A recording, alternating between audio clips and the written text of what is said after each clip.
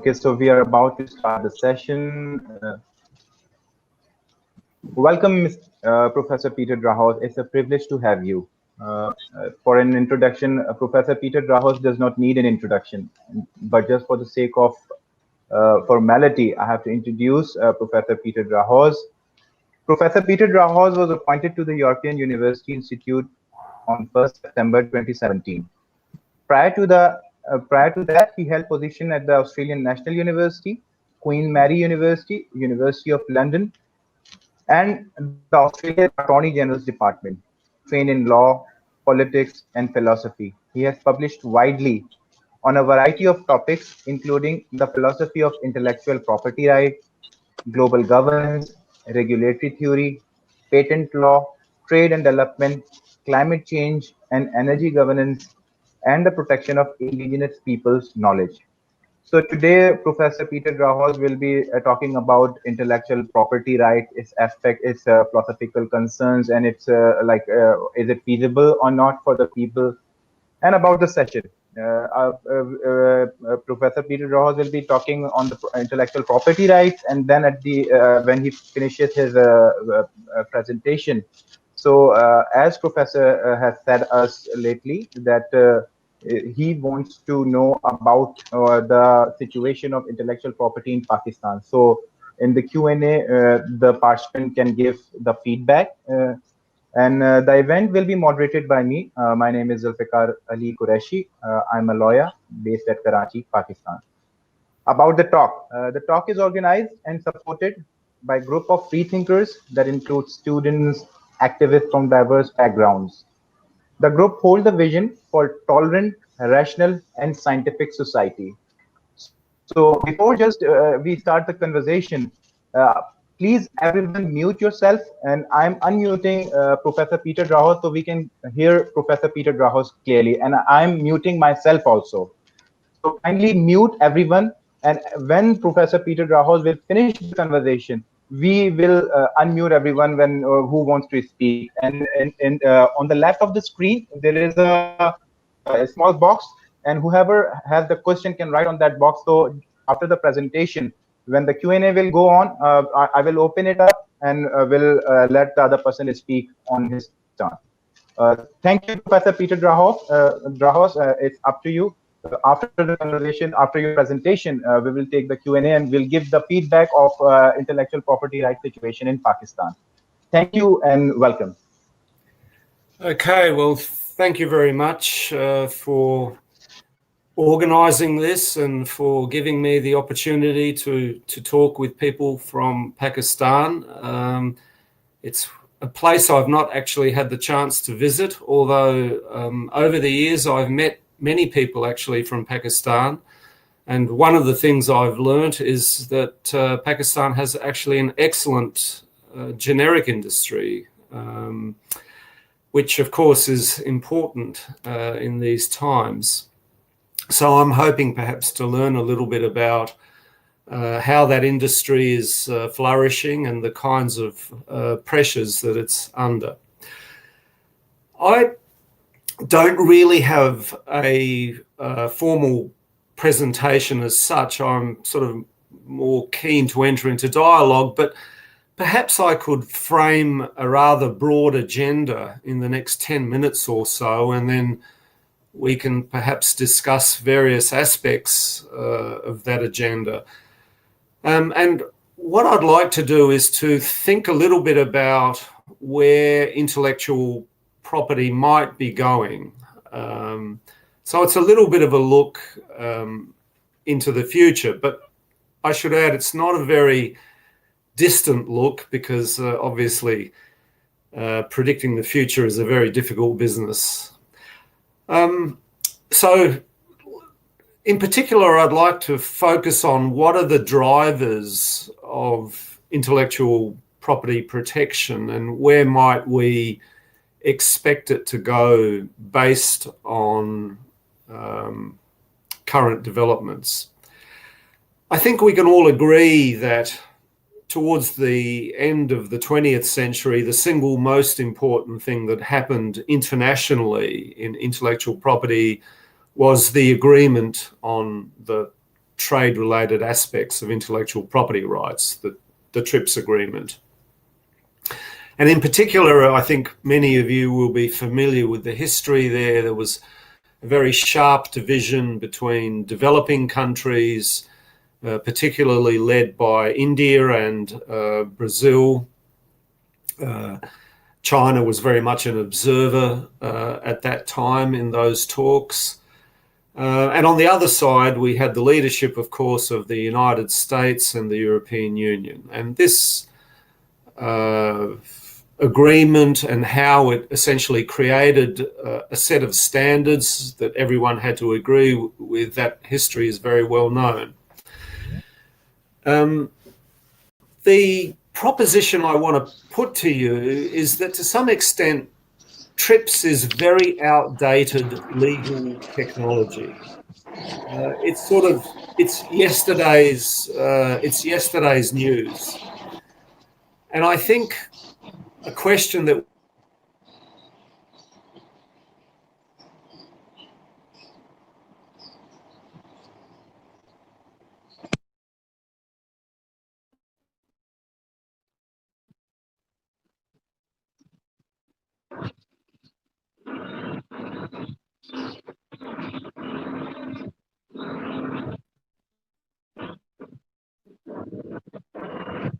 I think Can you, sir, can you just unmute yourself, sir, on your screen?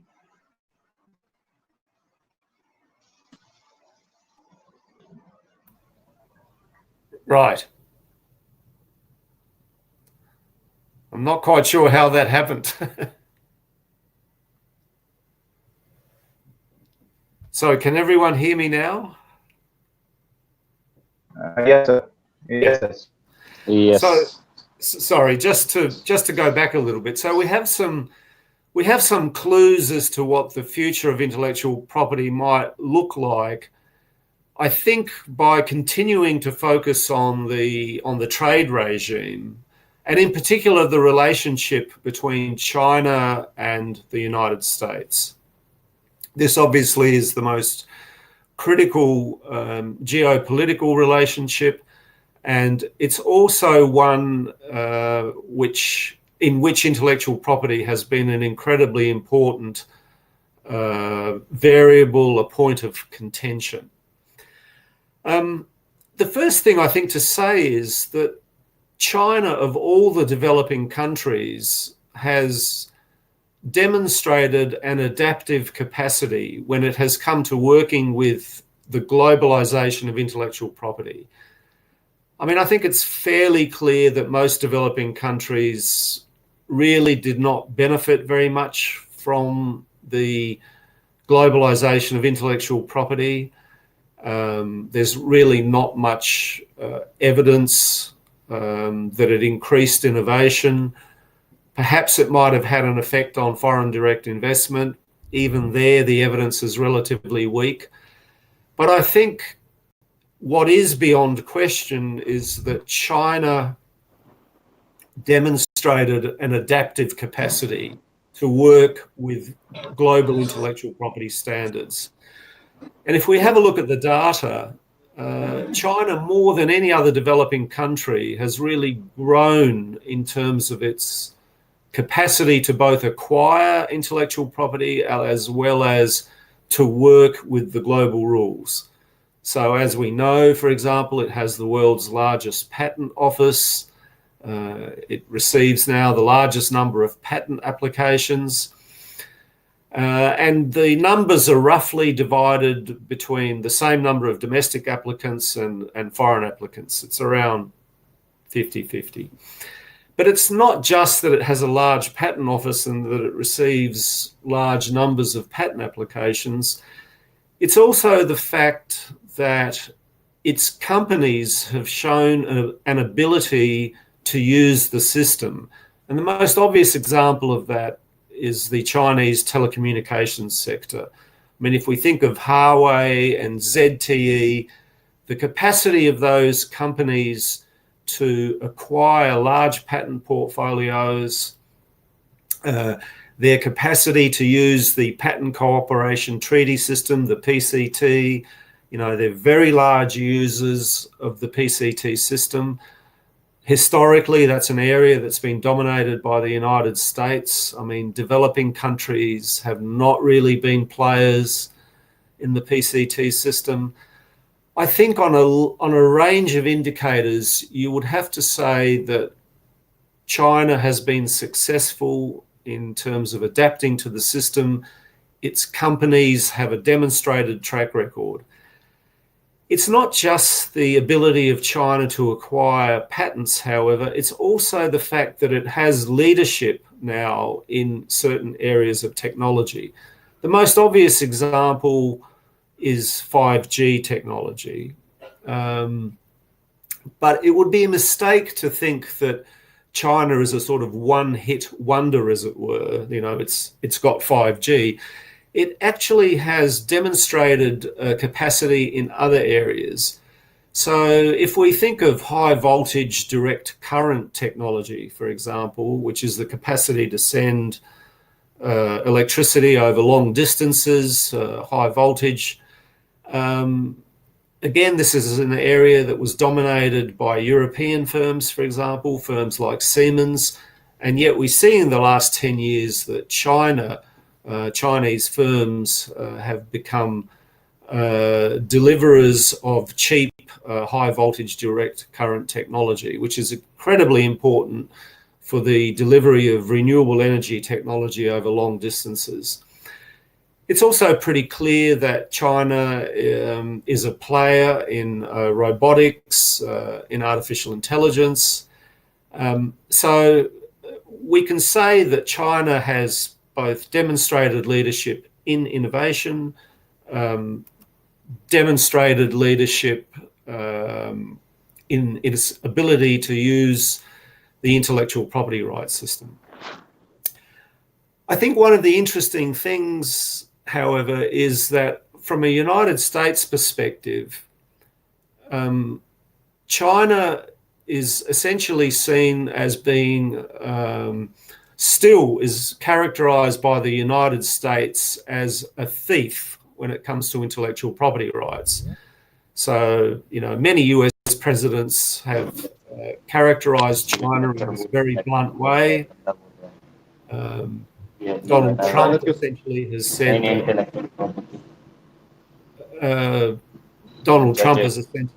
that China is a thief when it comes to intellectual property.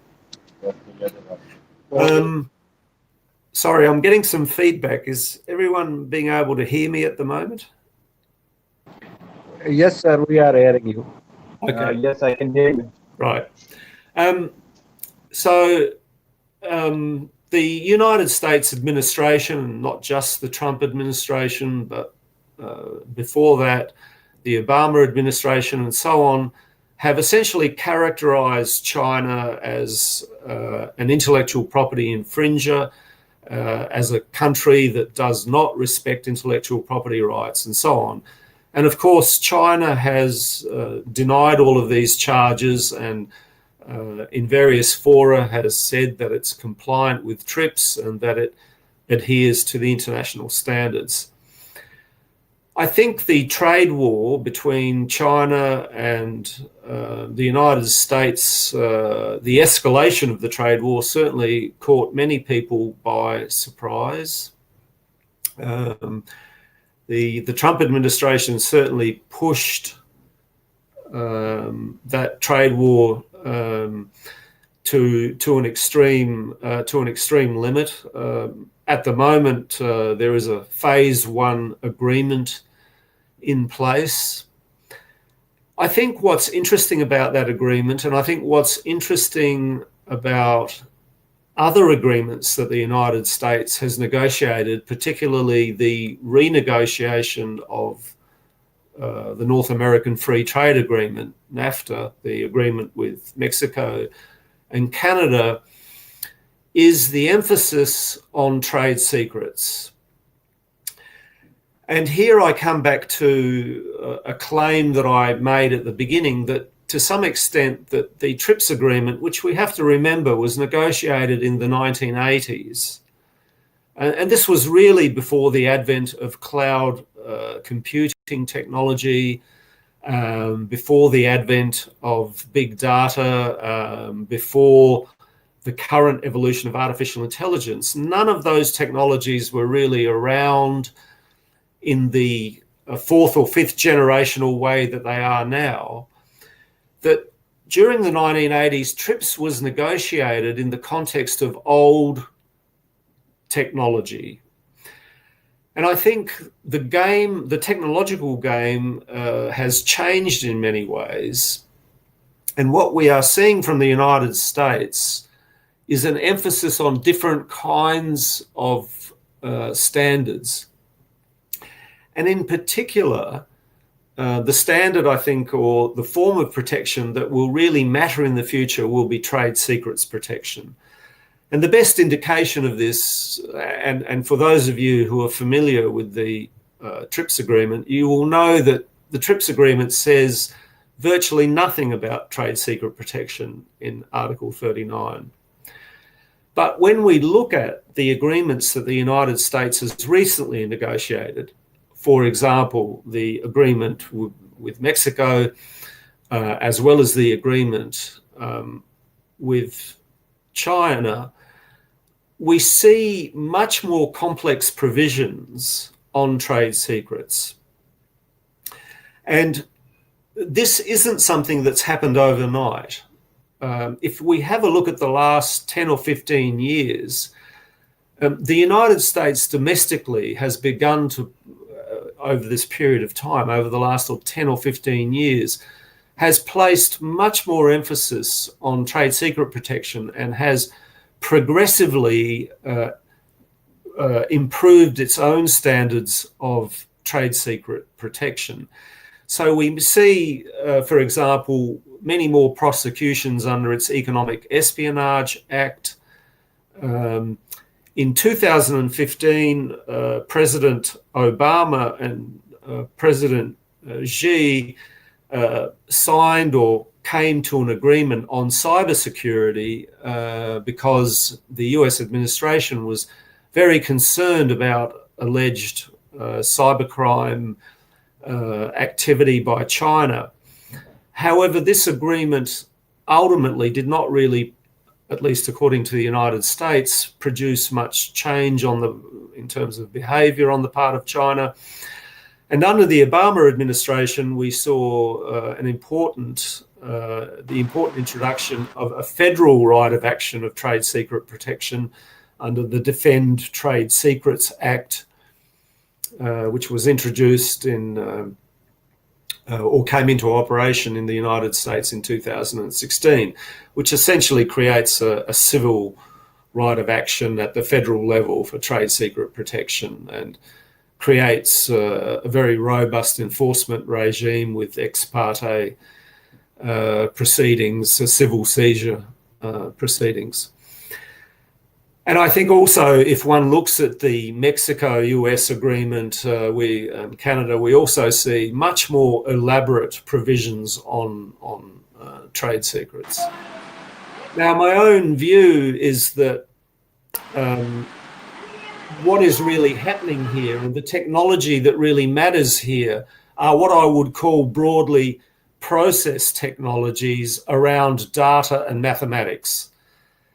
So in essence, what's happening in the digital world is that mathematics is being employed to fine-tune particular outcomes based on very large data sets. And so this very increasingly sophisticated use of mathematics to probe data sets is really a process. It's not really an event. And so to some extent, if one were, for example, to look at the various patents on algorithms that have been applied for by companies like Google and Facebook and Amazon, those patent applications are of little use in a way. They don't really tell us very much about the algorithm because the algorithm is constantly being optimized. It's constantly being fine-tuned. And that's a process. And so, it's much better to use trade secrets to keep a process secret rather than apply for a patent. And so I think it's because of the way, because of the kinds of technological convergences that are occurring between large data sets and mathematics as applied to biology, for example, or in the field of cybernetics or in the field of robotics, but ultimately it's all mathematics. What we're seeing are these emergent processes which are incredibly valuable. And so even though, of course, patents remain important, trade secret protection is very, very important. And so I think the response of the United States in terms of elevating trade secret protection, making more use of the criminal law, is incredibly, is a rational step to take.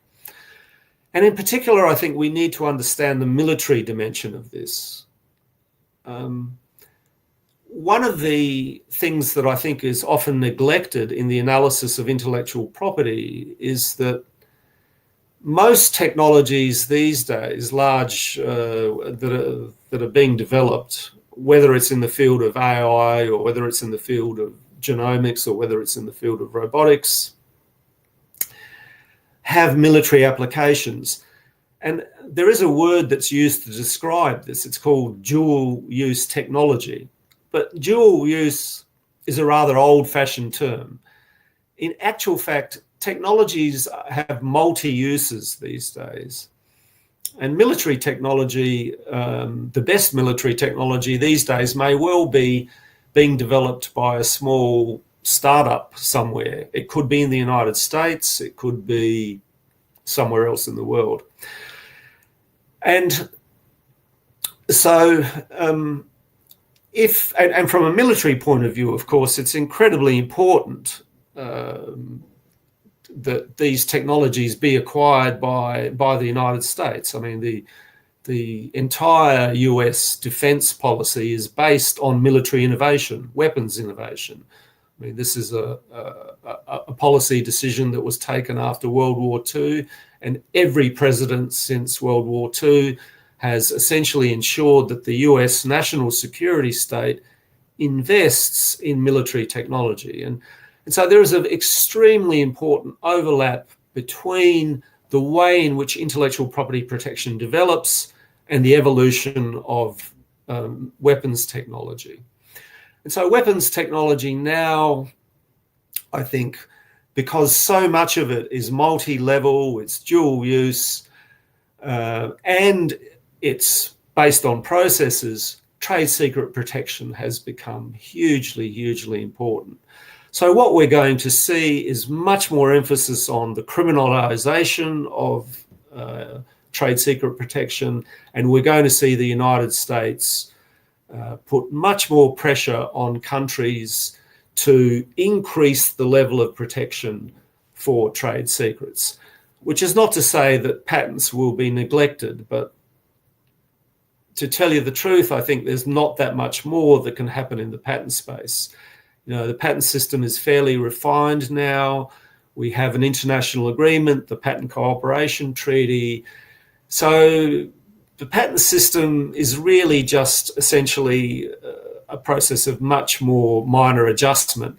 I think the next big step will be into the world of trade secrets and much more emphasis on, as I say, the use of criminal law. The big question, of course, is how China will respond to all of this. It is the country that is in the firing line. The US has made it clear that it expects China to not, for example, use the lever of joint venture agreements in order to obtain technology. It's told China to back off when it comes to the transfer of technology. No doubt Chinese policymakers will be absorbing the implications of this agreement and how they will respond to this US initiative. So I think because of the fact that weapons technology is changing, because it's much more process-oriented, this will have an impact. The US will continue to be an important driver of intellectual property rights. because it sees in innovation its own national security. I mean, I think this is very important. It's fundamental to understand that innovation for the United States is not just innovation in the civilian sector, it's innovation in weapons technology. And so it will continue to push and drive the globalization of the intellectual property agenda. And it will be, I think, up to China to decide how it kind of responds to this very aggressive agenda on the part of the United States. And I should say, and here I'll finish, I think it's a mistake to understand this as peculiar to the Trump administration. The initiatives around trade secret protection were not started by the Trump administration. They were started by the Obama administration. Many of the developments in intellectual property were already taking place well before Trump was elected president. In my view, there is complete bipartisan agreement in the United States on this intellectual property agenda. So I don't think this is something that is peculiar to the Trump administration. I think he just represents more of the same in a sense. So, you know, whether it's Trump or Biden, whoever wins the election, the US agenda on intellectual property will not really change very much. So I think with those words, I might conclude. So thank you for listening. Okay. So before we just move on to the Q&A, many of the participants are not aware of the basic concept of the philosophical understanding of the intellectual property right. If you just elaborate very precisely about your standing, like for example, we have read about your work and your things that are available on the YouTube. We did a research on that. So you, as you say in a couple of videos, that suppose in 15th century, every human civilization learned from a previous civilization. So monopolization of intellectual property is not a good idea. So if you can just precisely elaborate that, so everyone will understand that we are going into that direction of Q&A. Well, so my philosophy of intellectual property, which I've outlined, is that intellectual property rights are not rights in any strong sense of the word. So I argue that essentially they are really just privileges, and that we should think about intellectual property rights as instruments that we ultimately use to help human beings develop their potential.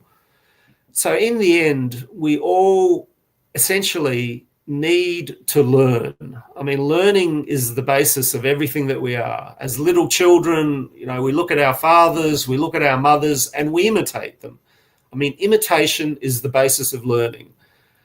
And so any property right that intervenes in that learning process, that kind of limits our ability to imitate, to internalize, and then to make our own things, is very dangerous. So I regard intellectual property rights as extraordinarily dangerous instruments. And I especially think that they're dangerous when they're applied to areas where we have needs. So the most obvious area where we have needs are medicine. You know, as human beings, we have needs, not just wishes or wants. We have biological needs, and those needs obviously relate to food, they relate to medicines, and they also relate to knowledge. You know, we don't just develop as human beings based on material things. We also progress through learning and through intangibles, the intangible of knowledge. So my argument is that the dominant form of arrangement for intangibles should be the intellectual commons. And that to the extent that we use property rights at all, they should be thought of as an exception. And my own view is, actually we could probably do without most intellectual property rights. So if you like, I'm a little bit of an anarchist when it comes to intellectual property. I think there's very little scope, positive scope for intellectual property. But of course, capitalism proceeds on the basis of commodification. I mean, since Marx, we have had many different kinds of capitalism have been identified. But there is one important essence of capitalism, and that is commodification. And Marx has a very elaborate theory, of course, of commodification.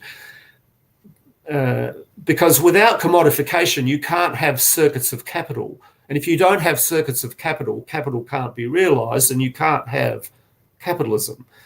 So the understanding of why we have intellectual property rights is perfectly coherent within the framework of Marx's theory. One requires commodification and new commodification horizons in order for capitalism to be able to expand. I mean, capitalism never stops moving. It's a very restless machine of commodification.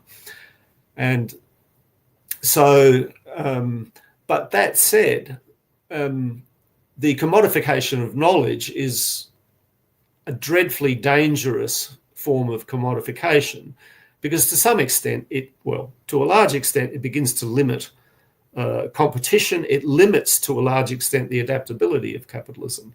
So in using intellectual property rights as the basis of new forms of commodification, capitalism itself as a system is playing a very dangerous game. It's playing with its own future, as it were. Sir, can you just a little bit elaborate about the Uruguay conference? Because that's also important before we move on to the generic. Can you hear me now? Sorry, I just missed. What would you like me to elaborate on? Yeah, if you would elaborate a little bit about Uruguay conference 1982, in which the big pharma companies they sit together. So it will set the direction to talk about the generic medicine and the industry in Pakistan. So if you a little bit elaborate on that. Oh, okay. Well, so now we're going back to work that I did a long time ago. So with my colleague John Braithwaite, we looked at the genesis of the TRIPS agreement.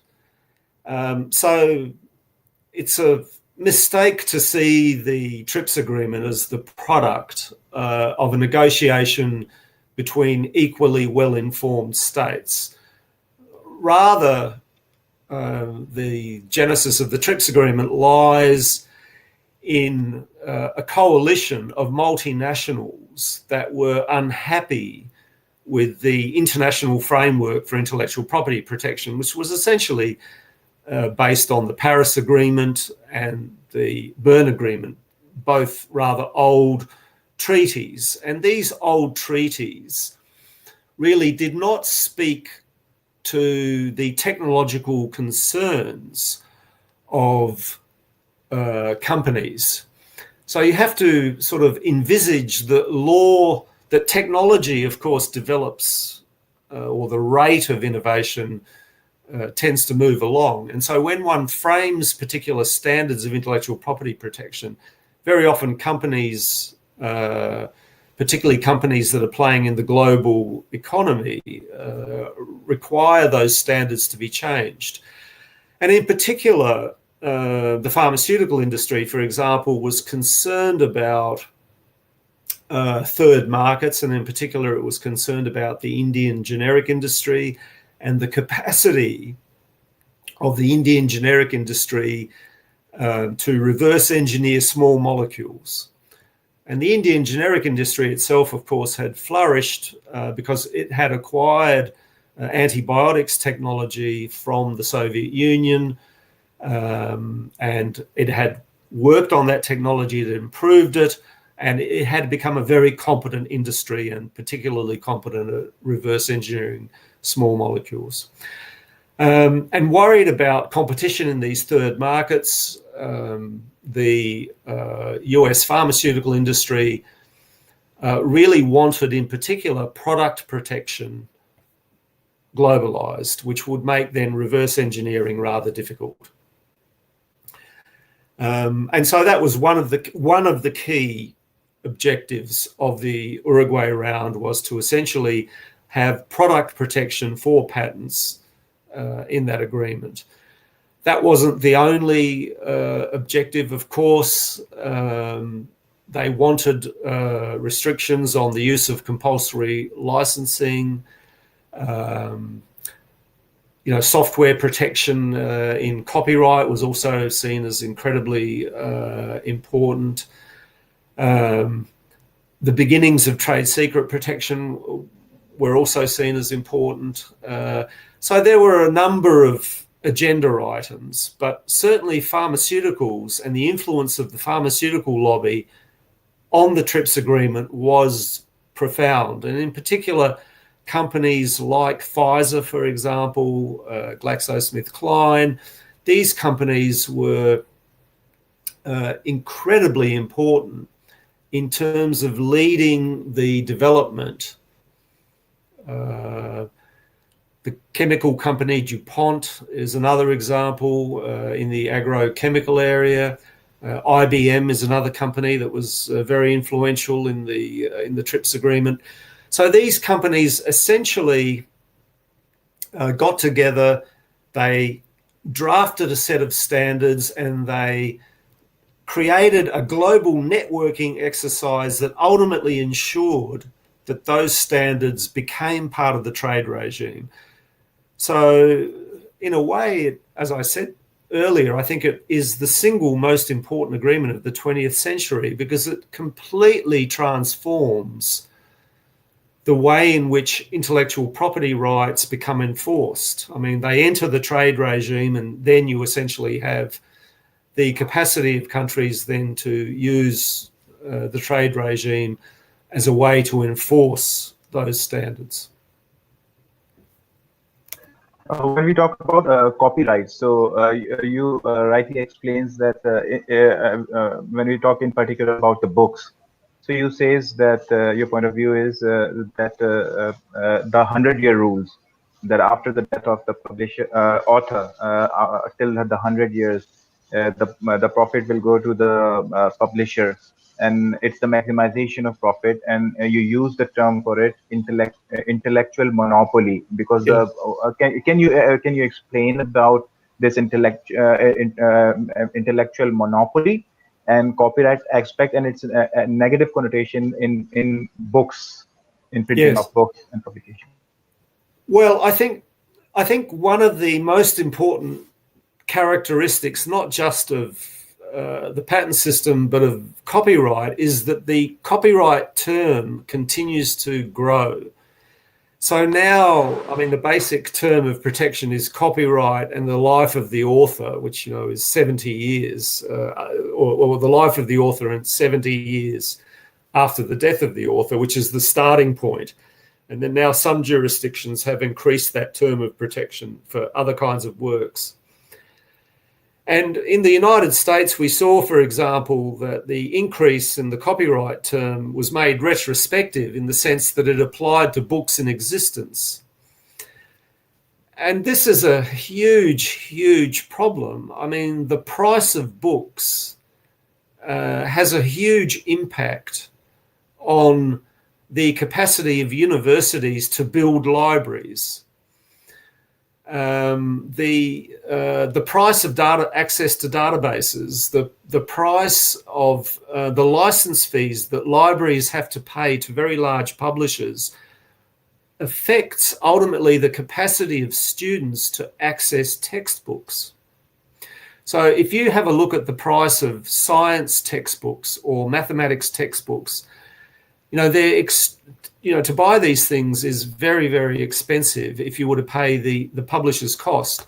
So in developing countries, what tends to happen is that, students will try and photocopy these things, or they will try and download copies that have been put on websites.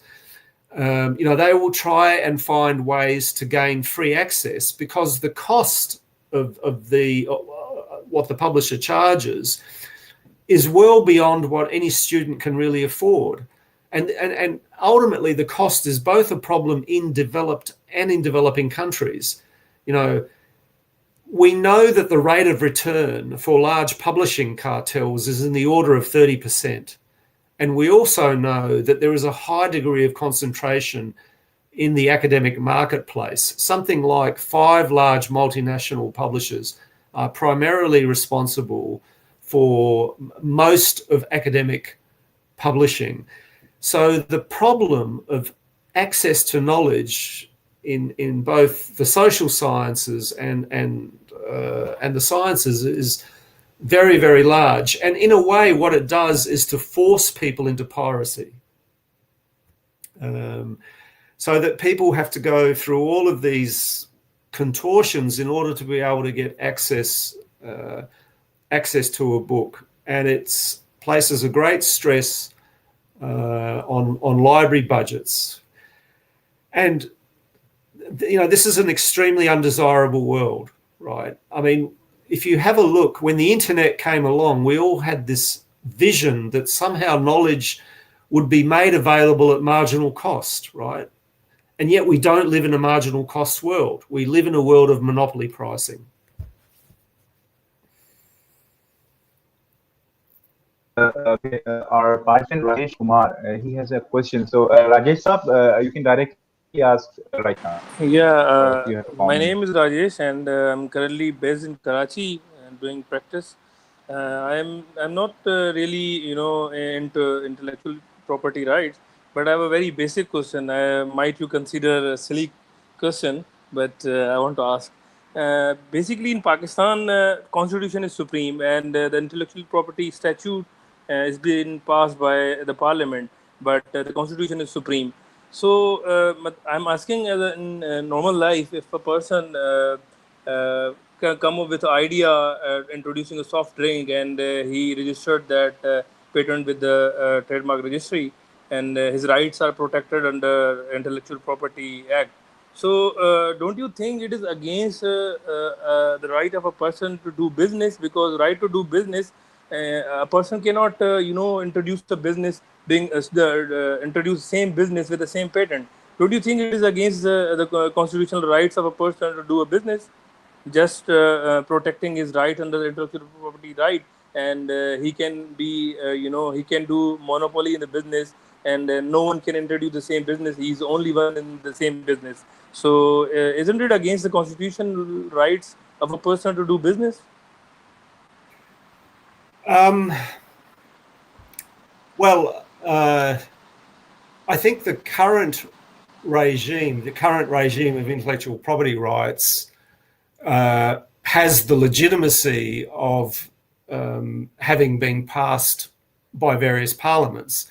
So now one might argue, and indeed people have argued, that there are tensions between intellectual property rights and human rights. So there is a very large literature now on whether or not intellectual property rights are really consistent with, for example, the right to health or the right to education.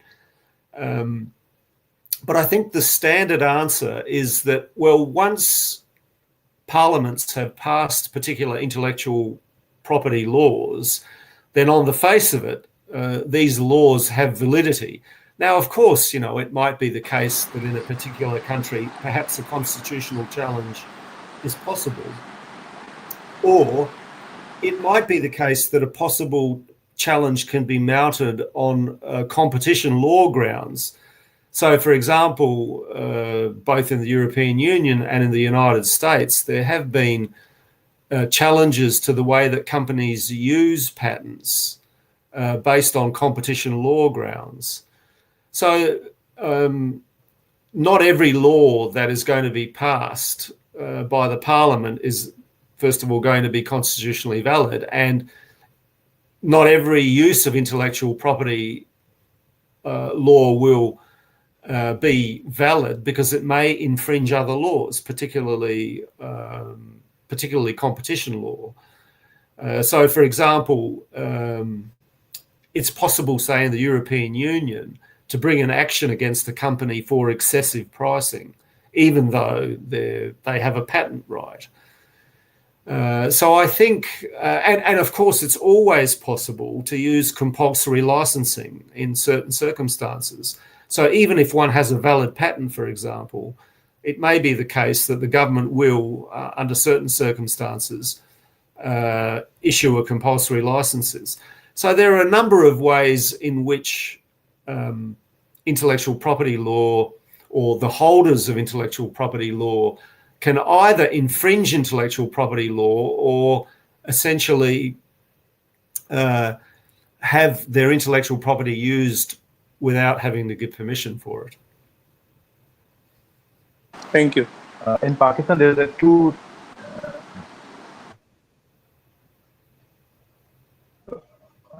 In Pakistan, there's a two-tier education system. The uppermost, they can buy expensive books, and they send their children to O levels and A levels that take an examination by the UK. And the other is a local education and the books in that schools are printed in Pakistan. So exactly the word that you use, intellectual monopoly, that's being created by those schools that teach O levels and A levels. So the best books that they are using, that they're teaching to the children. So they're making new ideas accessible to only few.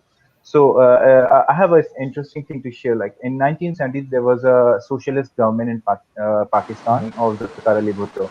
He was later hanged, and so in that period, what he did that he introduced a legislation for a National Book Foundation. Right. By act, it was an institute, and its work is to print the textbook by the permission of the author. And if the author is not giving the permission, so the government unilaterally can publish the book without the permission of the author. Right. So National Book Foundation, the main concept of National Book Foundation was that it was a radical of the time.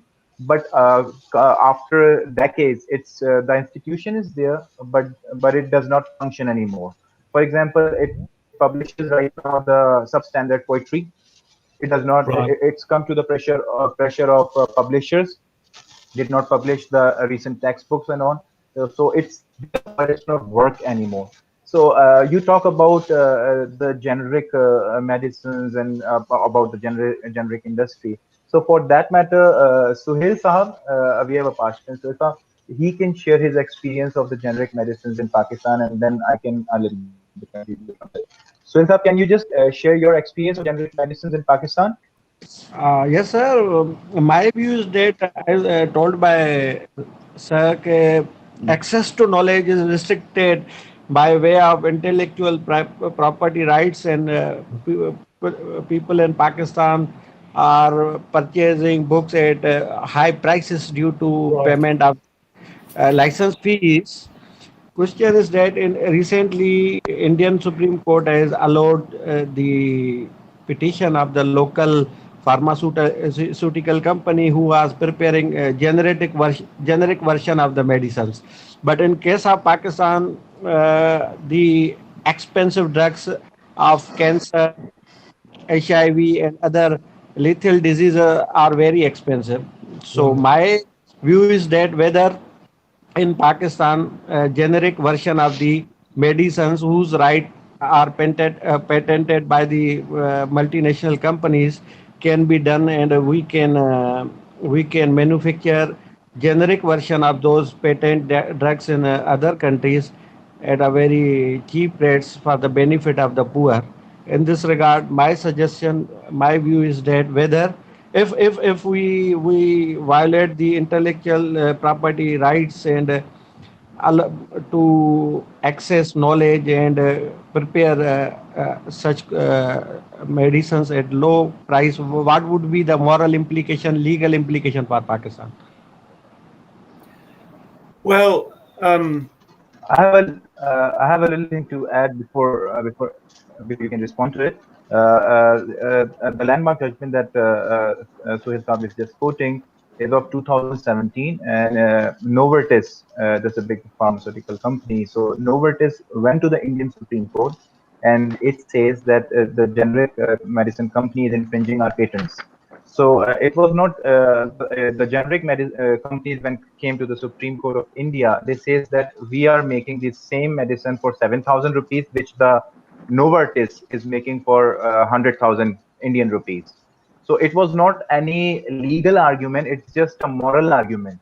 So it was a landmark judgment in that aspect that Indian Supreme Court uphold the version of generic medicine company, and it make them to allow the manufacturing of it.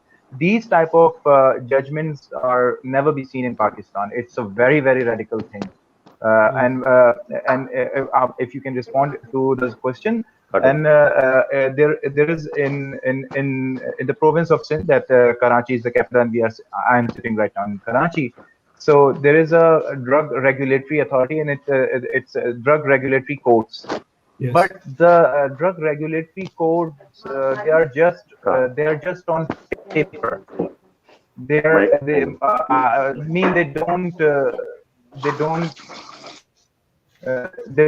function in the field.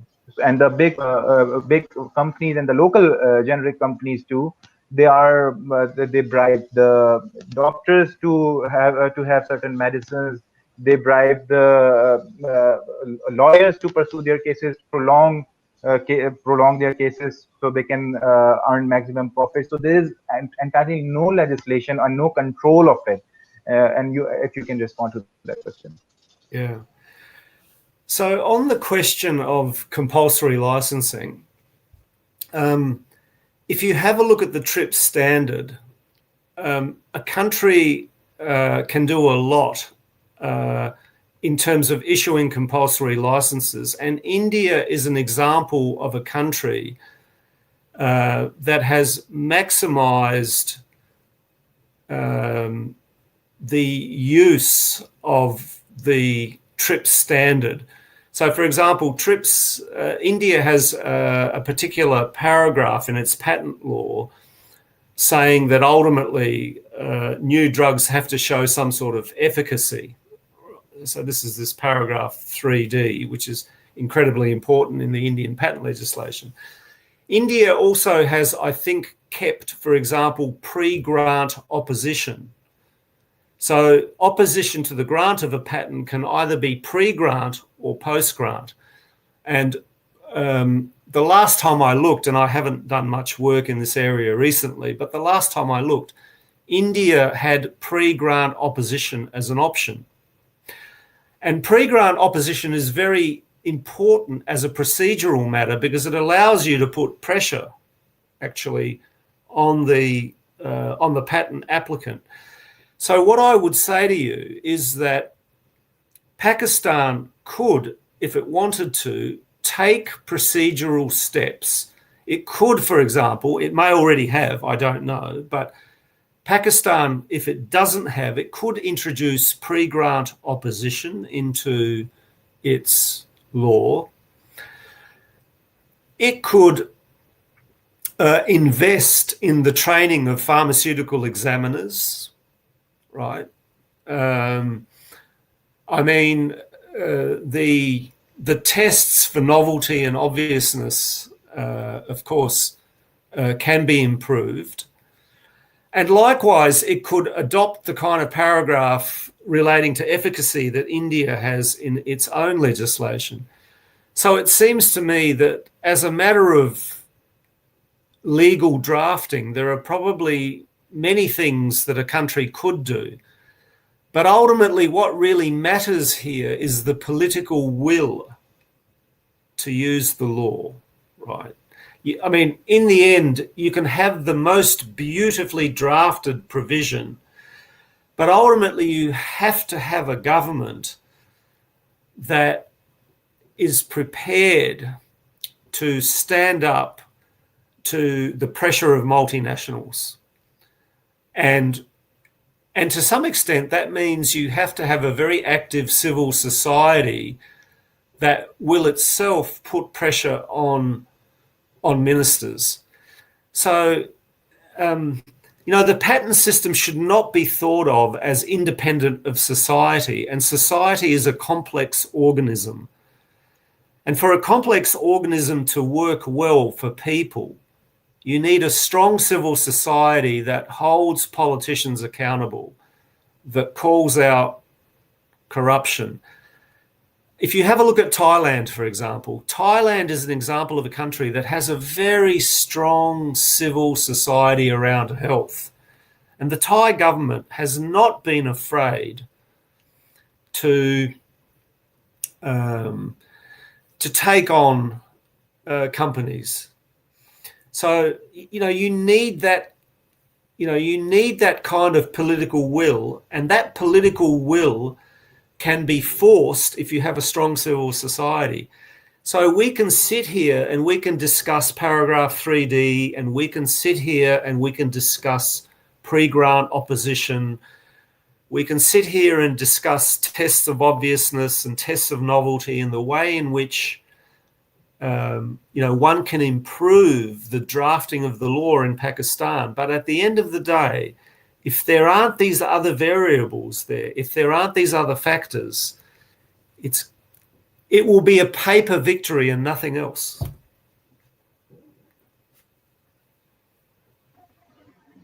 So you talk about the military innovations and the military use of technology. So in the recent times, we have seen about the Chinese company Huawei and the trade restrictions on Huawei in the United States.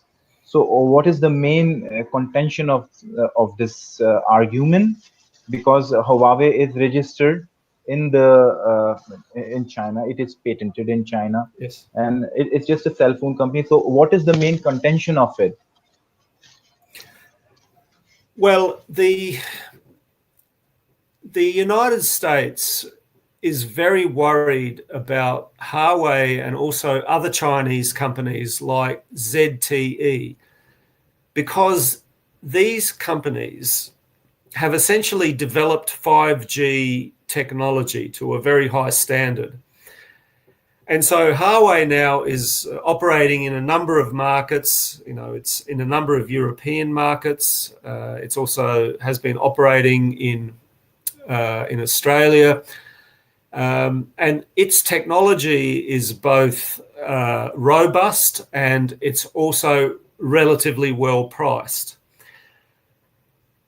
5G technology is sort of seen as providing the infrastructure of the next industrial revolution. So we can think of the internet essentially as having enabled the digital economy. And now 5G will essentially, because of the capacity now to move large amounts of data, will have huge implications in many different areas, whether it's robotics, artificial intelligence, neural webs, you name it. And so the United States is very worried about the kind of competition it is receiving from China.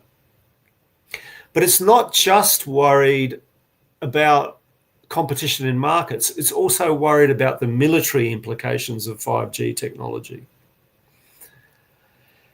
And it's worried about the fact that potentially, for the first time, it might not be the dominant player in various areas of military technology where it has been the dominant player. And, this is not a secret. A number of senior people in the United States have spoken up about this, about the possibility that the United States might lose its lead in various military technologies, because artificial intelligence obviously has huge implications in autonomous weapons systems, in many areas, in surveillance, for example, and in the capacity to immobilize another country's infrastructure, in terms of its capacity to intervene in another country's affairs. So, as I said earlier, the the US search for global supremacy has always been based on military technology. And for the first time in a long time, China is really contesting in a very serious way that supremacy. So the US targeting of Huawei, I think, has to be understood in this military context. This is not simply a matter of Huawei having breached particular civilian rules. I think one can only really understand this in a global military context. And what we see is the United States attempting to cut Huawei off, for example, from access to Android. So Google has been ordered not to essentially admit Huawei to Android. The US is exploiting its superior capacity in chip production, so it's essentially denying chips to semiconductor chips to Huawei and to other Chinese companies like ZTE. So I think what we're seeing here is not just an innovation contest, we're also to an extent seeing a military contest. When you talk about trade secret protection, what exactly it is different from patent? Because you just talk about Facebook, that Facebook is patented, and it's every month it is adding something new. So it's not being patented. So rather than using the patent, it should use trade secret protection. What is the difference between these two, the trade secret protection and that patent? Right. Okay, so look, I'll just give you a very simple example because I'm a simple kind of guy, right? So here's a simple example. So imagine, let's take the following algorithm. So an algorithm for addition. So let's assume for all x plus 0 equals x, right? But let's imagine I first write that algorithm in the following way. I say for all x, all y, and all z, x plus y plus z plus 0 equals x plus y plus z. And then after a few weeks, I realize that the z, the variable of z, is redundant in that algorithm. The algorithm would work faster. It would be better optimized if I got rid of the z. And then a few weeks later after that, I realize it would be better actually. And so the algorithm becomes for all x plus y plus 0 equals 0. And then a few weeks later, I realize it would be better if I dropped the y because the algorithm would run even faster and I would still get the algorithm for addition. So the algorithm becomes for all x plus 0 equals x. Now the point is this. I can apply for a patent on the first version of the algorithm. So I apply for a patent on for all x plus y plus z plus 0 equals x plus y plus z equals. Okay. I can apply for a patent on that. But let's say through constant tweaking of the algorithm, I can improve it. It makes no sense for me to disclose that to my competitor, right? So I can optimize the algorithm by making these adjustments, but I keep that secret. So I apply for a patent on the first version of the algorithm, but I continue to improve it and I keep that secret, and I can do that. So in other words, when I apply for a patent, I have to essentially write a patent specification and I have to make a claim. I have to make a series of claims that define the invention, and that becomes my patent. But the price I pay for that is disclosure to the world. If I rely on trade secret protection, it's secret. No one knows. No one can read it. Now, in the case of pharmaceuticals, of course, a very good Indian generic company will be able to reverse engineer a small molecule. Once I put the product on the marketplace, they can reverse engineer. So I need the patent. But on the other hand, if it's a process for producing something, or if it's a process for tweaking an algorithm that only I know, it makes no sense to disclose it. So what I'm saying to you is that companies like Google and Facebook and Amazon are optimizing algorithms, and they keep the optimization secret. They're not applying for patents on those things. And for them, that's a much better strategy because it allows them to stay ahead of the game, because they have the best programmers, they have the best mathematicians, they have the best software engineers. So as long as they're confident that they can stay ahead of the game, trade secrecy will work for them. Obviously, if you're not confident that you can't stay ahead of the game, then trade secrecy won't work for you.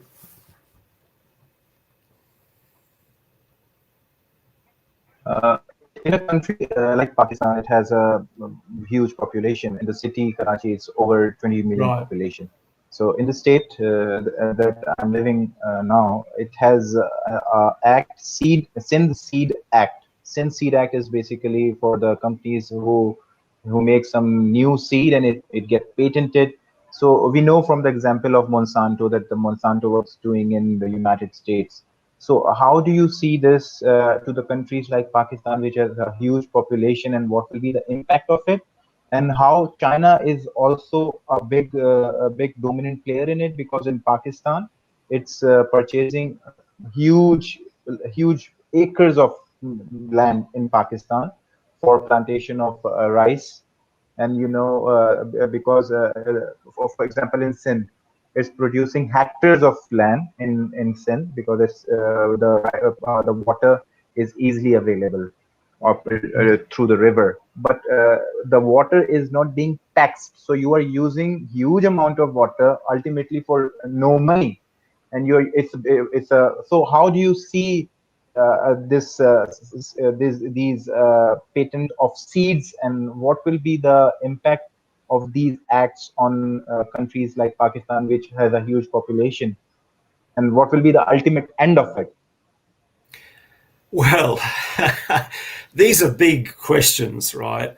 So, and you've touched on issues that are being debated in developing countries for a long time, this whole question of patents on seeds. So let me say that with Monsanto, you're essentially buying into a system.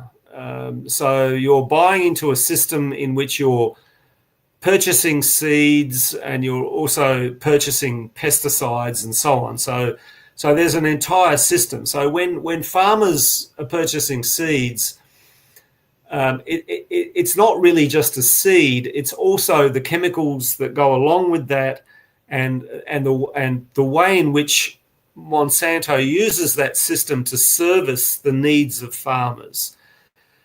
So obviously a big question for farmers in Pakistan is, well, how well does this system work in terms of Pakistan's soils? How well does it work in terms of Pakistan's changing climate? Because the seeds that have been developed in a Monsanto laboratory, for example, in the United States, may not necessarily work very well in Pakistan or in Nepal, where obviously the conditions are very different, or in India. So a lot depends on the kind of agriculture one has if one is going to buy into that system. And what I would say is that every country should think very carefully about the kind of dependence that it wants to create. Because if you purchase these seeds, if you buy into the system, you're creating a dependence.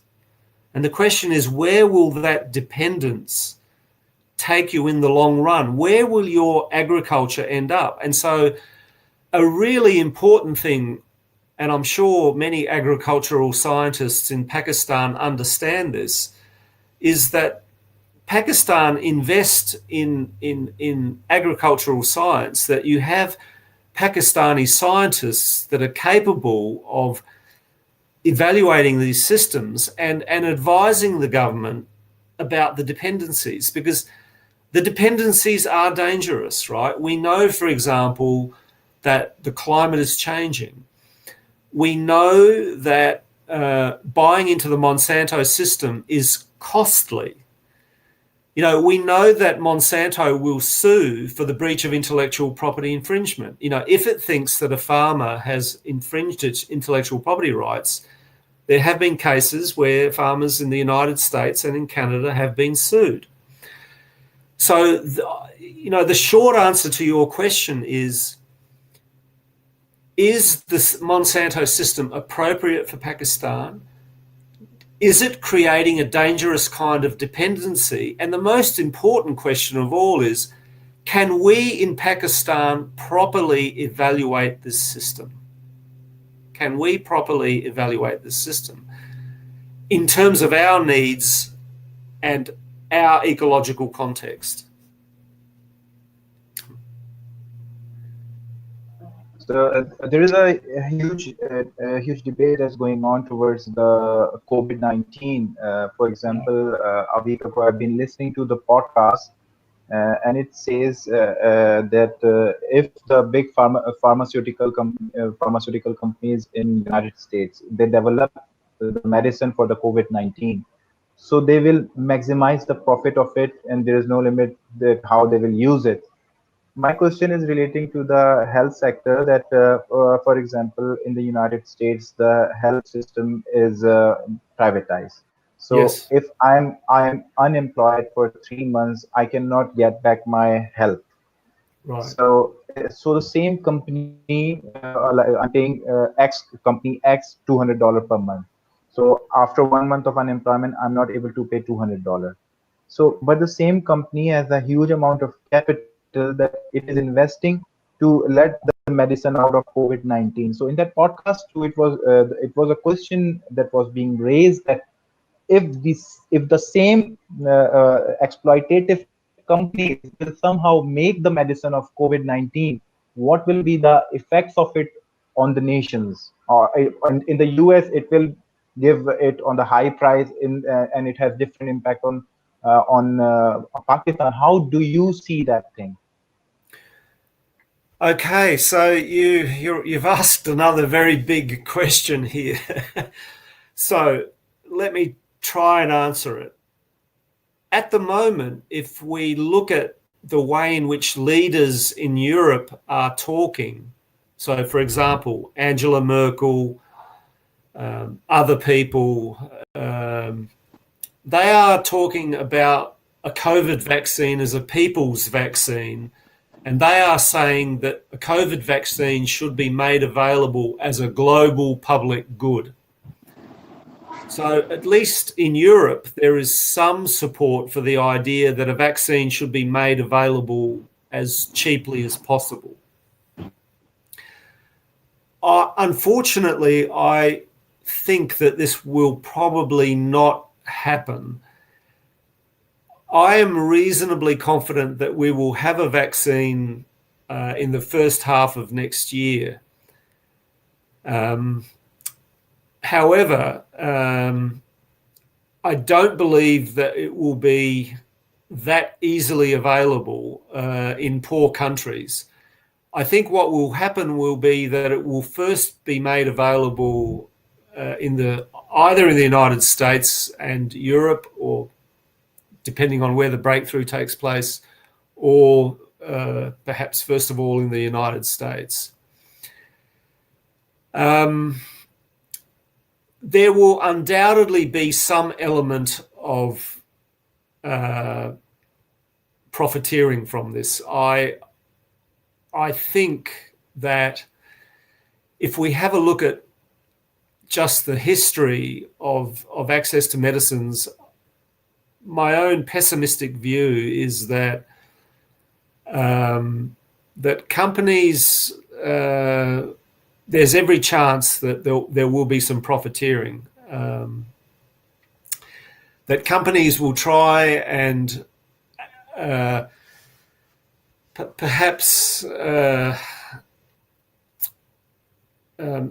not maximize their profits, but I think there will be an attempt to recover profits, and I think there will be delays before the vaccine is made available in developing countries. I think that's very likely. And the reason I think that is that it is the United States and Europe who are transferring billions of dollars to the pharmaceutical industry for vaccine development. And so I think it's very likely they will have tied up any vaccine in terms of production to make sure that they come first. And I think it will take a while before a vaccine is rolled out to developing countries. I think that's the grim reality of the situation. I think it's very important there be a regional strategy in countries like India and Pakistan. My hope, and you can tell me whether you think this is realistic or not, but I would certainly, if I were in Pakistan, and I would be talking to my counterparts in India, and I would be trying to develop some sort of regional strategy of both vaccine development as well as vaccine distribution. And I would also be talking to companies in China. I think it's really important to use one's regional networks and not look to Europe and the United States. I think that one needs to think creatively. You know, Pakistan does have a good generic industry. India does have a good generic industry. China also has a generic industry and you know, is a very important supplier of active pharmaceutical ingredients to other countries in the world. I think it would be incredibly important to, and Bangladesh is another country that also has a generic industry. I think some sort of a conversation about a regional strategy is incredibly important. And I would be working on that now, and I would be getting ready and operating on the assumption that whatever vaccine is developed in the United States and Europe, it will take a long time to come to my country. You talk about the regional cooperation. So the ideological state of Pakistan, that's just based on the very idea that we are being different from India in terms of religion, in terms of blah, blah, blah. The list goes on. So if I see from the ideological point of view of the policy makers, so they will not go for it. And the huge budget that the army takes on, it's based on the very idea that our ideology is different, and that's why to defend ourselves, it's a huge. In Pakistan, like since from the last year budget, it's the month of June. So the fiscal budget being passed this month of Pakistan. So instead of being decreasing the defense budget, it has increased the defense budget in Pakistan. So it is an answer of your question that regional alliance with India is not on the cards by the policymakers. My second question is about the. What about China? What about more of a cooperation on vaccine development with China? China is a big investor in Pakistan. Yeah, but whatever investment the Chinese are doing in Pakistan, it's for the Chinese. Pakistan is a market for third-rated products. All the CPEC project, the China-Pakistan Economic Corridor. What I've been studying this CPEC project is when it will be operational, there'll be a job of mechanics for the Pakistanis, tire fixers for the Pakistanis, the whole bunch of product that been coming from China that will inundate the Pakistani market. And for example, if we talk about Karachi, the Karachi Chamber of Commerce, Lahore, there's another city, big city, Lahore Chamber of Commerce, Faisalabad Chamber of Commerce, Gujarat Chamber of Commerce. So these all Chamber of Commerce, they are hesitant of the government policy on CPEC because it will inundate the market, and it is having an effect on the local market. So I don't see a Chinese cooperation too, because if they will make something up, it will do the same which the Chinese have done in Sri Lanka. it will do the same which Chinese have done in Kazakhstan. I see it that way. Yes. Can I ask, regional cooperation can take many forms. And of course, I appreciate the divisions between India and Pakistan, but sometimes cooperation can occur across borders, not at that official level where ideologies, of course, are very visible, but more at the level of, say, scientific cooperation. So when I said a strategy of regional cooperation, what I meant is that it might be possible for scientists to cooperate across borders on matters of science, and public health officials to cooperate on matters of public health in a way that it would be impossible for officials to cooperate. So I understand the point you're making, but the point that I was trying to get at is that sometimes it's possible to have scientific diplomacy, scientific cooperation, men of learning coming together and working on a problem jointly, setting aside their religious or political differences. And the same would hold true for China, that ultimately, what really matters here are cooperation with public health officials, with scientists on the whole question of vaccines for the region. Because ultimately regional security, does depend on controlling or containing a pandemic. And this won't be the last pandemic. So this is an opportunity now to create conversations more at the level of science and more at the level of public health rather than that level. I know it's hard. I'm not saying it's easy, but I think that level has more chance of gaining traction than the higher government to government level. So last year there was a standoff between Pakistan and India on the matter of Kashmir. So Yep. in that standoff, what Pakistan did that on the first day of standoff, it says that we will not purchase anything from India, and that included the raw material that the generic medicines companies buy from India. So for the next 6 months, there was an acute dearth of it. So policymakers they were hesitant to allow officially. So they gave the green light for the manufacturer to purchase it from Dubai or some other routes. Right. But on official level, they maintain that the trade is not going on. So Right. what you are suggesting, the cooperation between two scientists, that's only possible on the official level. So on the official level, they are hesitant, and because Right. if you are not creating the hatred, then what is the use of your own militaries that you are spending too much on? It's very evident on the COVID matter. So the civil society that been in Pakistan has been asking to decrease the defense budget so you can relocate the budget to help. So Right. instead of doing that, you come up with something new that, okay, India is doing that, so okay, 3% budget hike in the defense budget. So considering that thing of the policymakers and the pressure of the military establishment, I don't think that it is feasible. Yes. Oh well. Yeah. You talk about the implication of COVID-19 on the pharma companies. I move one step forward. The technological companies, what are the impact of COVID-19 on technological companies? And for example, we have seen that Netflix, during the period of this whole pandemic, 30% hike been registered on Netflix.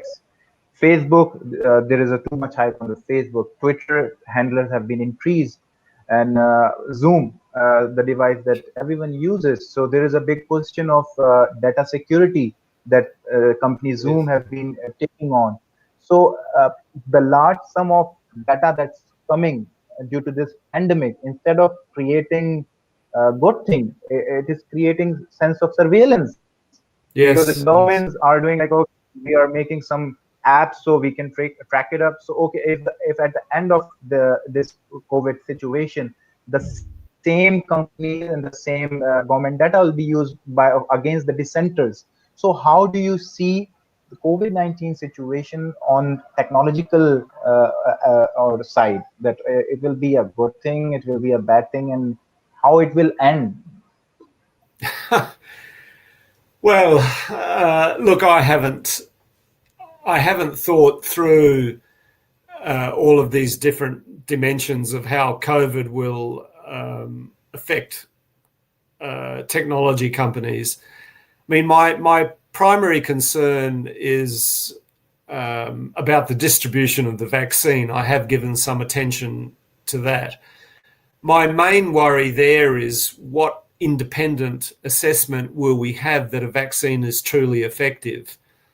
So, for example, if we have a look at past pandemics, we have examples of where the WHO, the World Health Organization, recommended, for example, the stockpiling of Tamiflu, or the chemical name is oseltamivir. And that turned out not to be very effective, and governments spent billions of dollars in pointless stockpiling. And that was, and one of the problems was that we didn't really have a genuine independent verification that oseltamivir or Tamiflu was effective. So I think a critical question for everybody in the world is, how will we know whether a vaccine is genuinely effective or not before we start paying lots of money for it? And I think from a public policy point of view, what are going to be the kind of independent checks? Now, these other issues that you've raised about data surveillance, in my view, companies don't need COVID as an excuse for data surveillance. Vast amounts of data surveillance were going on before COVID, and they will continue. I mean, I unfortunately think that, one of the areas in which artificial intelligence has developed very quickly has been in the area of facial recognition technology.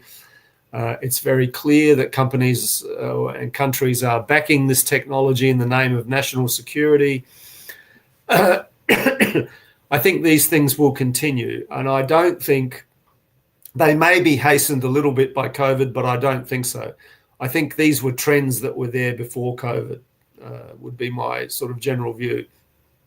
And I think surveillance is a major problem. In one of the lectures that available on the YouTube, we listened to it, and in one of it you mentioned about the Australian government, when the Australian government said to the cigarette companies that you have to mention labels, yes, and health warning of it. So they went to the WTO, yes, that no, it's against it. And you mentioned that how the Australian government defended it. What is the current situation of it? How the Australian government fought with these companies in WTO? And how do you see, like, Australia is a wealthy country. It can have very good lawyers, but yes, Pakistan cannot have a good lawyer. So how do you see it? And what is the current situation? And what is your understanding of that particular situation of companies in Australia? Yes, well, so you're absolutely correct. Australia is a wealthy country, and it was capable of mounting a legal defence to its labelling laws in the WTO, and those labelling laws have been upheld. And indeed, when you walk into a shop in Australia to purchase a cigarette packet, the cigarette packet is labelled, and so that issue now is over in a sense, and Australia was able to successfully defend its laws.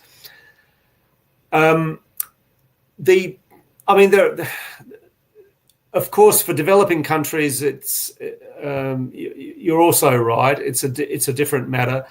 I mean, there has been some assistance in the WTO context, though. My understanding is that there was some form of legal aid for developing countries when they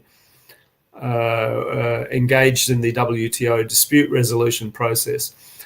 And it's still better for a developing country to be in the WTO as part of a multilateral institution rather than trying to negotiate a bilateral agreement with the United States, where it's, much more unequal.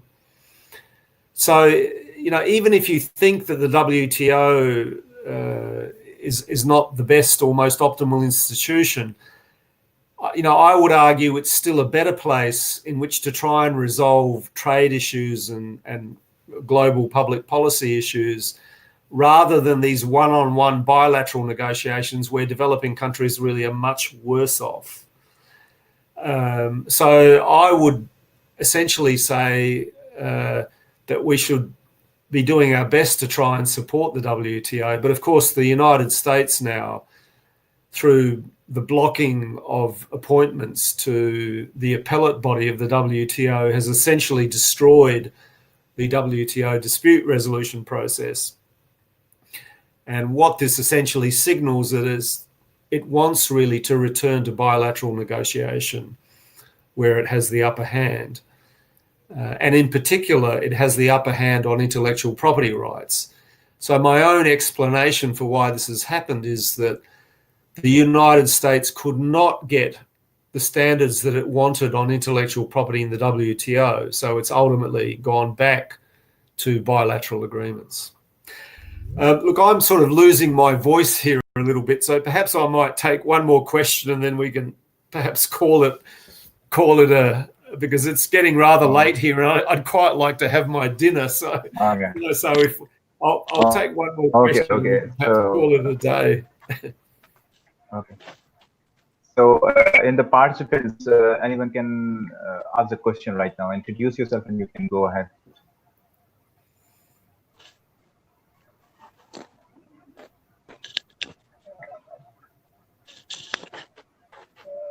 Sohail Saab, you have a question. Tufail Saab, you have a question. Or Shahnawaz, you have a question. You can ask ahead right now. My question is that, like as you said, that there is a price of protecting patents, that is, it is being made public to everyone. But Yes. what is the price of making trade secret for protecting trade secrets? Because it's a secret, so if it is not made voluntarily public by by those who have invented it, then why should it be protected? Look, that's a great question. So the reason that is given for protecting trade secrets is that by doing so, it will act as a stimulus to innovation. So in the case of patents, you're exactly right that the patent owner gets a monopoly, and in exchange, society gets the publication of the invention and so learns from the inventor. In the case of trade secrets, society's not getting the knowledge. It's not, the formula that is being kept secret is not being revealed. And so the question is, what is society getting? And there are two answers. The first answer is that by protecting trade secrets, it's an incentive to innovation that might not otherwise happen. Now, we don't know whether that's true or not, but that is the reason that is generally given. And the second thing to say about trade secrets is that it is a weaker form of protection, so that the trade secret owner does not get a strong monopoly in the patent sense of a monopoly. So, for example, if I independently invent something that you have kept secret, you and I can both exploit it. But on the other hand, if I independently invent something on which you have a patent, I cannot exploit it. So in other words, trade secret is a weaker form of protection. So there's a sort of trade-off in trade secret protection. If I choose trade secret protection, I have to count with the fact that there is going to be the possibility of someone independently coming up with the same product and being allowed to exploit it. Whereas if I have a patent, I can be confident that no one else can do it. Now, that said, one of the very worrying trends in trade secret protection, and this is coming out of the United States, is that trade secret protection is being made tougher and tougher and tougher. So, for example, if you have a look at the agreement between China and the United States, in that agreement, there is a kind of reversal of the burden of proof. So once the trade secret owner can show that something has been taken, the burden of proof shifts onto the defendant, right? So it's no longer on the plaintiff to prove the case. So it's a kind of shifting burden of proof onto the defendant to show that the defendant did not take the trade secret.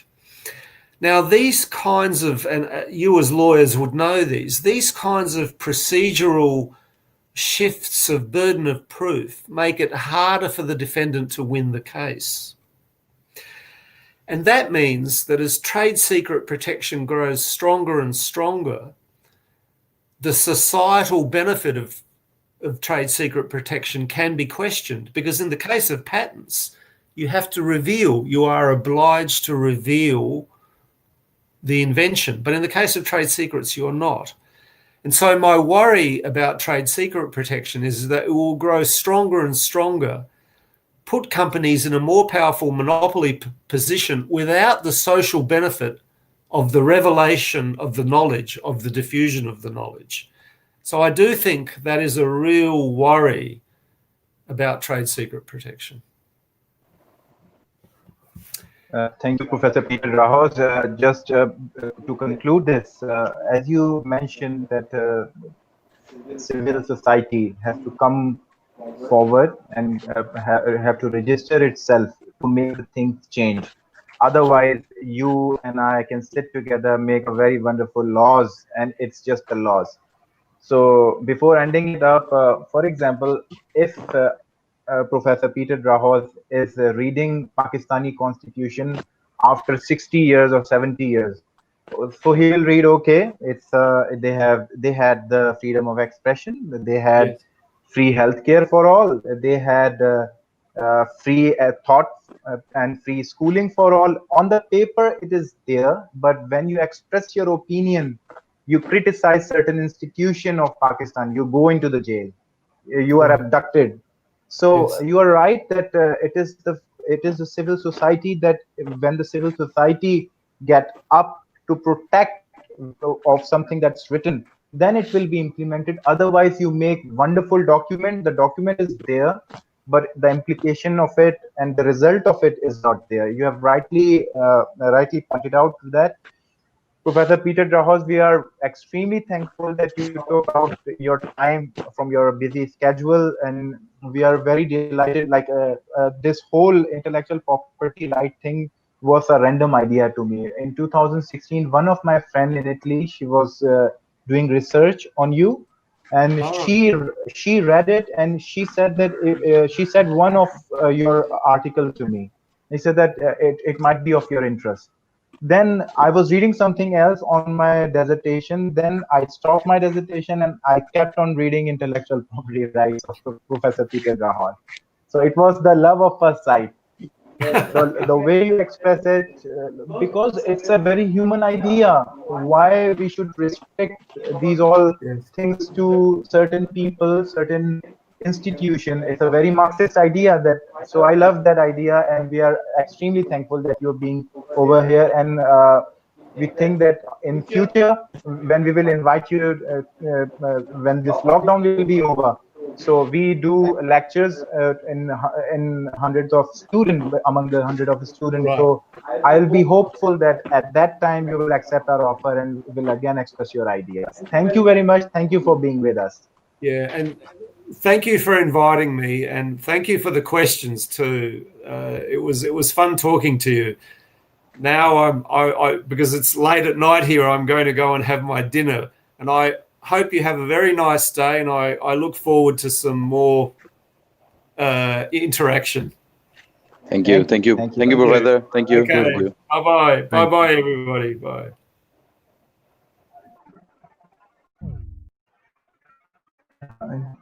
Ji sir, कैसा था? आप अपना review दीजिए.